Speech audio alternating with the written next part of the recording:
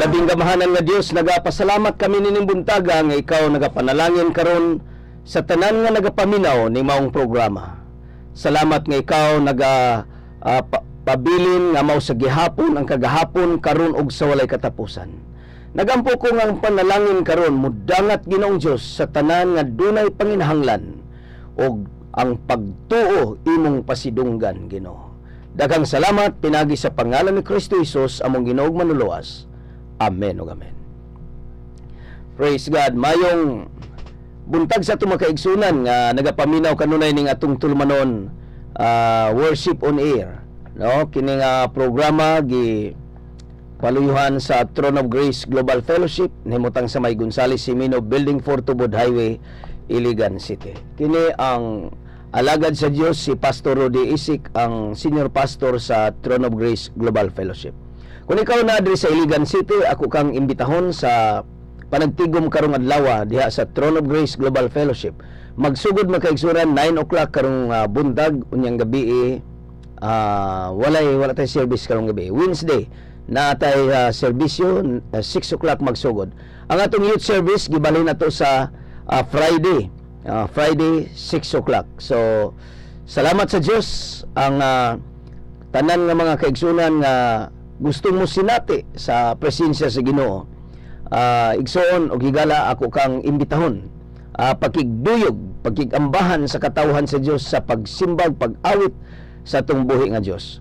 Og nining adlaw mga igsoon, adlaw nga Domingo, pitsa 22 sa bulan sa Septembre. Ayaw kalimot, no? Alas 9 magsugod dito ang panagtigom sa Throne of Grace Global Fellowship. O unya mga kaigsunan, nagapasalamat kita sa atong mga kaigsunan nga padayon sa pagtabang sa atong mga kabataan nga naa sa garbage site o sa riverside o sa bisan pa sa naa sa kabukiran, no? Ato silang ginatabangan, ato silang ginaalalayan, no? At least nga nakatabang kita sa ilang pag-eskwela. O kung ikaw dunay pay mga uniforms nga naa sa imong panimalay nga wala kini magamit, pwede ba nga ato nang magamit para sa atong mga kabataan na nga atong gitabangan nga naa sa garbage site?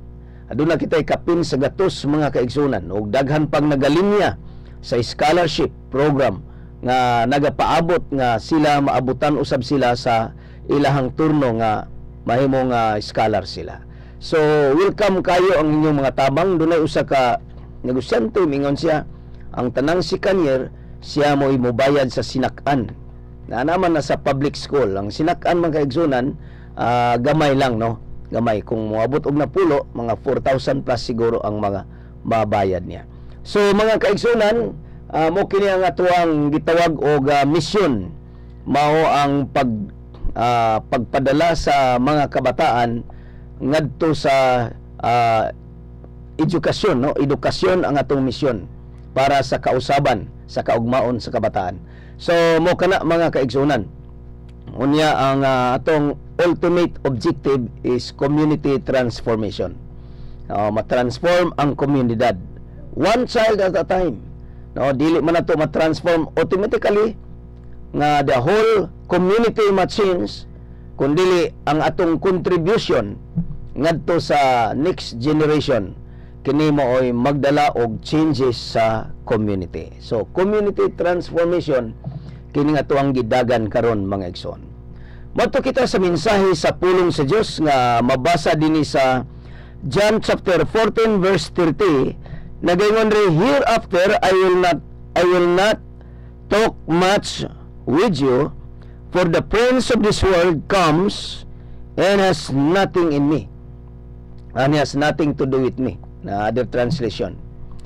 Ang atong tema gitawag kinig winning the battle on the inside. Sa tubad dunay conflict, dunay gubat sa kinasuluran sa kinabuhi sa tao nga naa sa iyang kasing-kasing mga kaigsunan. It is important to win the battle on the inside first before we begin to wage war externally. If we have major unresolved problems in our lives, we need to seek to resolve them before we become active in external warfare. So mga kaigsunan, ang warfare nga gisgutan sa balang kasulatan is not against flesh and blood, but against principalities, powers, and rulers of these dark ages. Mo kana ang giingon diya sa Ephesians chapter 6 verses 12 mga igsoon, 13, 14, 15. Nakita natin na nga, we have the weapons. God has provided us weapons of warfare. Pero sa niini mga kaigsunan is before we effectively wage war against the external enemies, mga kaigsunan, those are the spirits of the spirit's world, no? Kining sa spiritual nga mga espiritu, mga spirits. Karon doon na po'y battle in the inside nga kinahanglan nga ato kining ma-resolve mga kaigsunan. So, we realize that we are not yet perfect. Okay? We realize that we are not yet perfect. However, we need to be walking in the light and be free from major spirit-based problems. Na-realize na to nga, dili man na to ma-perfect paglakaw, no? Unsa ang standard sa atong Ginoo, pero gikinahanglan nga kita magpadayon sa paglakaw diha sa kahayag, nga mahigawas kita sa mga major spirits. Gitawag kanig major spirits based problem. So unsa man kini mga kaigsunan, kini mga major spirits based problem, mo kini ang anger, fear, resentment, unforgiveness, jealousy, or pride. Mo kini ang mga gitawag og major spirit-based problems. Kay kung naa kini sa kinabuhi sa tao, malisod kaniya nga madaugon siya sa gawas nga conflict kung dili na ma-resolve ang iyang kinasuluran. Because our enemy is not flesh and blood, is not people, is not dili mga tao ang atong enemy. Ang atong kaaway mao ang espiritu nga nagsulsul, nga nagdictate sa mga tao. So ang Ginoo nagaingon siya mga kaigsunan in John 14:30, hereafter I will not talk much with you, for the prince of this world comes and has nothing in me. He has nothing to do with me. Wala na siya'y labot sa akong kinabuhi nga naman. Kung anger ang hisgutan, ang Diyos nagabutang kanato na sa gugma. Kung hisgutan na to ang kahadlok, ang Diyos nagahatag kanatog seguridad. Kung hisgutan na to ang resentment, unsa man ang resentment, dunay pagbati nga dili maayo sa bisan kinsa, nga atong gidaladala. We become resentful because of what had happened in the past. Kanang unsay nangagi nato nga mga gitawag og na nangagi nga mga kasinatian sa kinabuhi. Mao na nga usahay dunay dili maayo nga mga kaagi, then nahimo kitang resentful or dunay resentment, and that is a spirit of the darkness nga kung naa kana sa tao walay gitawag og lights, guiding lights, walay kahayag nga magagiya kanato, or unforgiveness. Kining unforgiveness is a spirit, unforgiving spirit. Ang tao nga magpabilin sa diha mga kaigsunan, mura siya og mapuison. Dunay poisonous weapon of the enemy nga gibutang sa iyang kinabuhi. Unsa man ang poisonous weapon of the enemy nga naa sa sulod sa tao, mo kanang gitawag og unforgiveness. So dili maayo nga magbaton kita og resentment, unforgiving, and then next is jealousy. Kanang jealousy kasina. So mga kaigsunan, kining tanan gid nga na-record about anger, fear, resentment, unforgiveness, jealousy, or pride, kini sila maoy major causes sa problem, sa external problems. Sa tuba tanan sa gitawag og problema sa gawas, kini sila maoy mga major root causes mga kaigsunan, sa external problem mo, whether in the family, personal life, relationship between husband and wife. Kung kini siya dili ma-resolve, those are the conflict in the inside of man. Muni ang conflict mo, kini ang gubot nga nasa sulod sa kinabuhi sa tao. Kinahanglan nga kini siya ma-resolve, mga kaigsunan. Atong basahon ang 2 Corinthians chapter 10 verse 6. And having in a readiness to revenge all disobedience when your obedience is fulfilled. Sa diha nga kita mahimo ng masinugtanon ngadto sa atong buhi nga Dios, usa pa di ay kini sila mawala sa atong kinabuhi.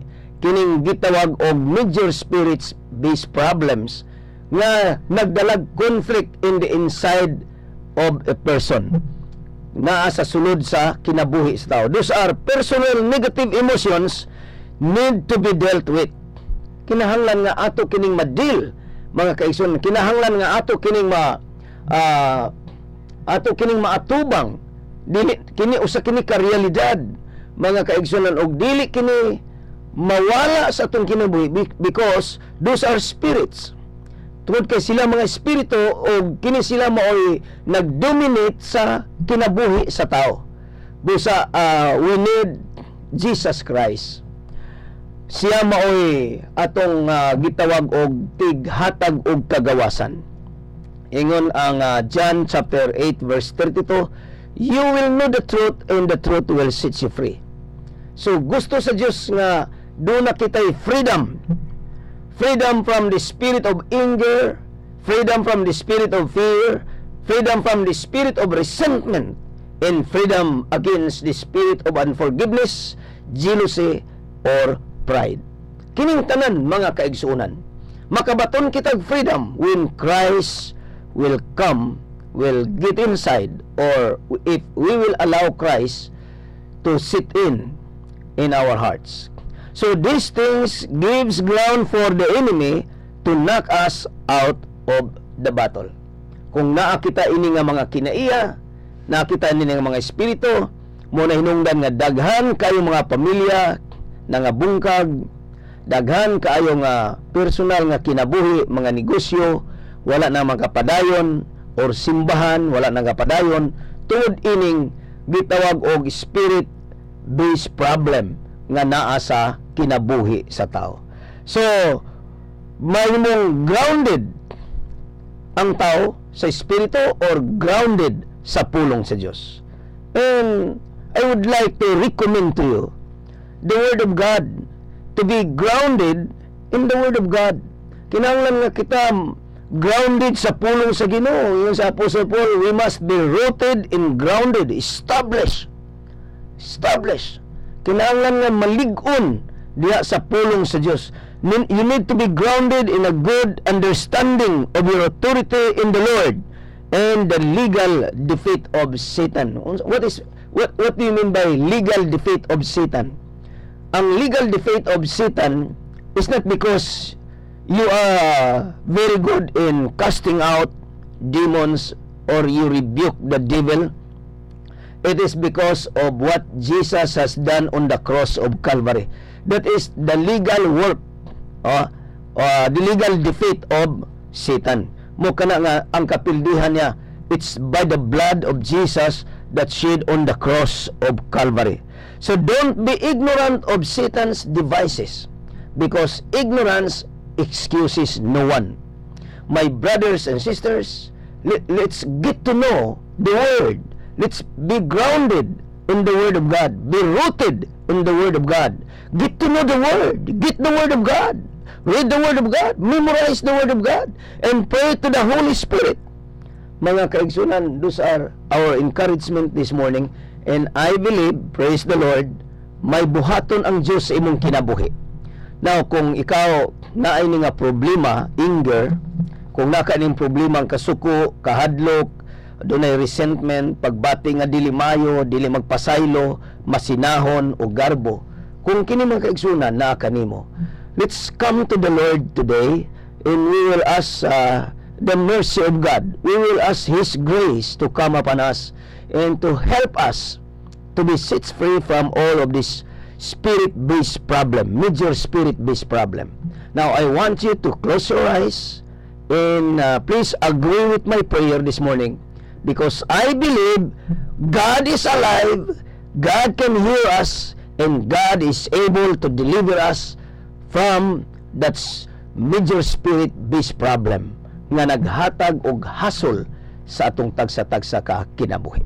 Ang imo lamang buhaton kung ikaw layo sa radyo, tapion imong tuong kamot sa imong dughan. Kung ikaw na sa radyo, ihikap lang ang imong kamot sa radyo. Magampo kita. Labing amahan nga Diyos, salamat nga ikaw ang nagalukat kanamo gikan sa tunglo sa kasuguan. Pinaagi sa kamatayon ni Kristo sa krus Kalbaryo, nakabaton kami kadaugan. Daghang salamat nga pinaagi sa pangalan ni Kristo Jesus ang katawhan karon nga nagapaminaw, makabaton og kagawasan gikan sa kasuko, fear, anger, resentment, unforgiveness, jealousy, and pride. Lord, thank you for the freedom from all of these major spirits-based problems. Lord, nagaampo kami nga ang kagawasan mo abot sa matag usa. Unya mo release dayon ang spirit sa kagsagugma, kalinaw, kalipay nga magpabilin sa among panimalay, sa among kinabuhi, sa simbahan o sa mga negosyo. Daghang salamat Ginoong Diyos, pinagi sa pangalan ni Kristo Jesus, among Ginoong manuluwas. Amen o amen. Praise God. Higalag igsoon ning buntaga ako nagtuo nga ang Dios nagahatag kanimo og kagawasan. Sulti ako giyon sa paghatag sa Dios sa kagawasan, giyon sa nimo kini pag-enjoy pagdawat nini mga igsoon. Sulti laman ako or i-text lamang or tawagi ako sa akong cellphone number 0919-819-7708. Akong usbon 0919-819-7708. Muka na akong cell number mga igsoon kung ikaw nagkinahanglan, praise God, o pangapag-ampo personal, doon na kami gitawag og family altar nga ginahimo balay-balay. Kung gusto ka, mabistahan ako ang imong panimalay. Ayaw kalimot ng adlaw, pakigduyog o pag-ambahan sa Diyos diha sa Throne of Grace Global Fellowship nimutang sa May Gonzales Simino Building 4, Tubod Highway, Iligan City. Dali lang ni tultulon sa may Price Plaza at Bangdiha or the same building sa Pag-ibig Office o sa PhilHealth. Nasa ta sa 4th floor. Saka lamang na mga ushers nga mutimbaya kanimo og dadon ka ngadto sa lingkuranan. Daghang salamat sa imong pagpaminaw ning atong tulumanon. Worship on air. Kini si Pastor Rudy Isik, ang senior pastor sa Throne of Grace Global Fellowship, magaingon nga ang Diyos magapanalangin sa inyong panimbahon nining adlaw. Bye-bye. God bless you all.